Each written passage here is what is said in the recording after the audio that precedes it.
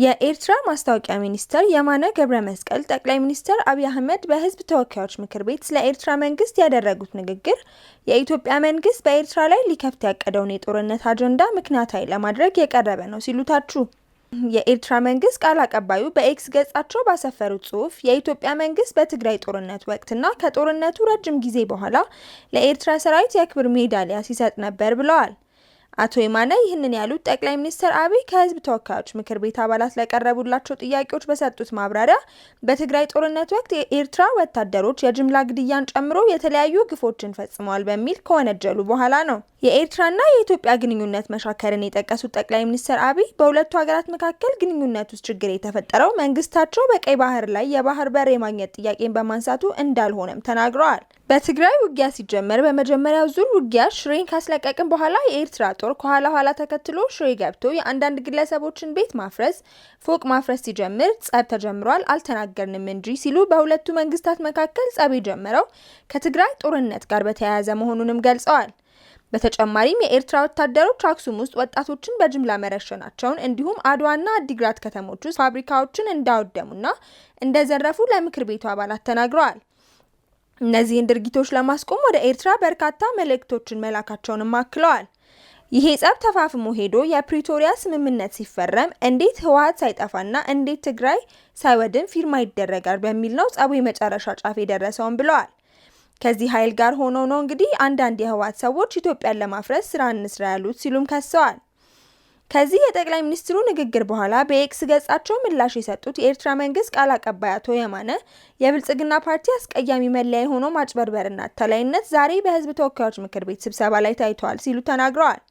የብልጽግና ፓርቲ መሪና ከፍተኛ ወታደራዊ አዛዦቹ በትግራይ ጦርነት እየተካሄደ በነበረበት ወቅትና ጦርነቱ ከቆመም በኋላ ለረጅም ጊዜ ለኤርትራ ሰራዊት ከፍተኛ ውዳሴ ሲያቀርቡ ነበርም ብለዋል። የኢትዮጵያ መንግስት አመራርና ወታደራዊ አዛዦች ጥልቅ ምስጋናቸውን ለመግለጽ በአገር ደረጃ ሜዳሊያዎችን ሲያበረክቱ እንደነበር በህዝብ የሚታወቅ መሆኑ ይታወሳል ሲሉም በኤክስ ገጻቸው ላይ አስፍረዋል። ጠቅላይ ሚኒስትሩ በፓርላማ ባደረጉት ንግግር የዘረዘሯቸውን ጉዳዮች ርካሽና ውሸት ሲሉም አጣጥለዋል። በኤርትራ ላይ የቀረበው ክስ የኢትዮጵያ መንግስት ሉዓላዊ የባህር በር ማግኘት በሚል ሽፋን በኤርትራ ላይ ሊከፍት ያቀደውን የጦርነት አጀንዳ ለመሸፈንና ምክንያታዊ ለማስመሰል በድፍረት የተቀረጸ ነው ሲሉም ወቅሰዋል። አቶ የማነ አስከትለው ጠቅላይ ሚኒስትር አብይ አህመድ በፓርላማ ንግግራቸው ያነሱትን እስራኤል ከሶሪያ በወረራ የያዘቻቸውን የጎላን ከፍታዎች ጉዳይ ጠቅሰዋል። ጠቅላይ ሚኒስትር አብይ በማብራሪያቸው ስለ መንግስታቸው የቀይ ባህር ጥያቄን እንደ የብሔራዊ አጀንዳ እንደሚገነዘበው ተናግረዋል። እስራኤል የጎላ ተራራን የያዘችው ለብሔራዊ ደህንነቴ ለህልውናዬ ችግር ያጋጥመኛል ብላ ስላመነች ነው ያሉት ጠቅላይ ሚኒስትሩ አክለውም ቀይ ባህርና ኢትዮጵያ ለዘላለሙ ተነጣጥለው መኖር አይችሉም ሲሉ ተደምጠዋል። ኢትዮጵያ በቀይ ባህር ላይ የባህር በር ለማግኘት የምትፈልገው በቢዝነስ ህግ እንደሆነ ተናግረዋል።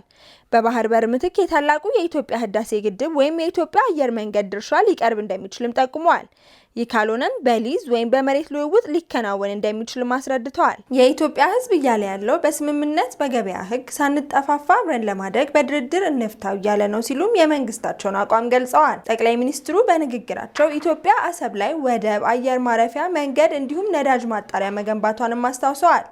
ለእኛ የሚገባንን በሆነ ምክንያት ዛሬ መከልከል ቢታሰብ በቀጣይነት ማስቀረት ስለማይቻል ወደማይፈለግ ነገር ሳይገባ በሰላም በድርድር መጨረስ ተገቢ ነው ብዬ አምናለሁም ብለዋል።